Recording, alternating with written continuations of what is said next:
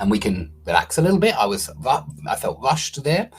So yeah, it might not give the same level of progress as gave traditional schooling. And then you've got the modern way of schooling might not give the same level of progress as did traditional schooling. And it is all parallel then. And that's what we want. Yeah, we need that parallel structure.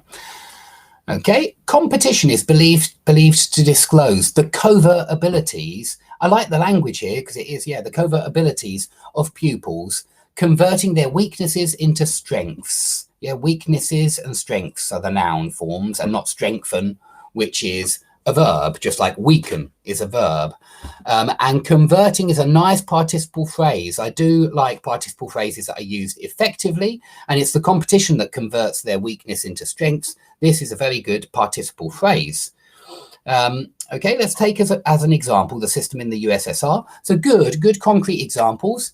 There were marks announced publicly, and A-grade pupils were always praised in front of others, and it could show others whom they are trying to keep up with. Okay, excellent. I get the idea here, and it's good content, certainly. You're saying precisely why the traditional form of education in the USSR had its strengths, what those strengths were. So to conclude, traditional education might be successful and also significant for pupils who want to achieve high academic goals. I like that, successful and also significant, sounds good. Modern methods have a right to exist. However, we should also take into account that traditional schooling is a basic educational way of teaching. I'm not sure I like basic educational. Doesn't collocate very well. Let's just say a basic way of teaching or an effective way of teaching, maybe, or a pedagogical way of teaching, but you won't find people very often say a pedagogical way of teaching because pedagogy means teaching.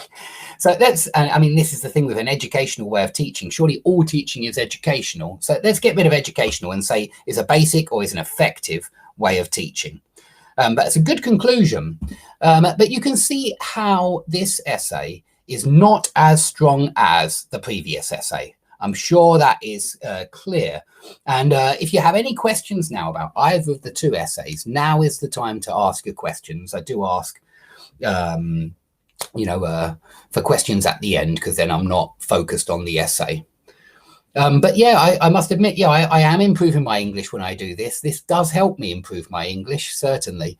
I think lots of people believe that if you're a native speaker, then you're already at the top level and you've got nowhere else to go. It's complete myth. And really, anybody can improve their use of their native language, just like anybody can improve their use of a foreign language. It just takes practice, and it takes, thinking about these things a lot. And obviously, doing this job, it does mean that my mind is often on things like parallel structure and adjectives, verbs, nouns, prepositions. And yeah, that does help.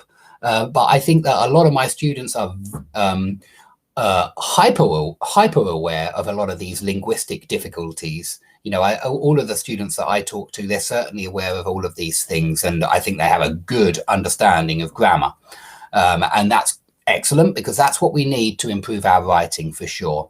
And you can see from these mistakes that there is a good reason why each of them are mistakes, and that the more you focus on your mistakes, the more that you recognize what you do say but you shouldn't say, the better your use of foreign language will get.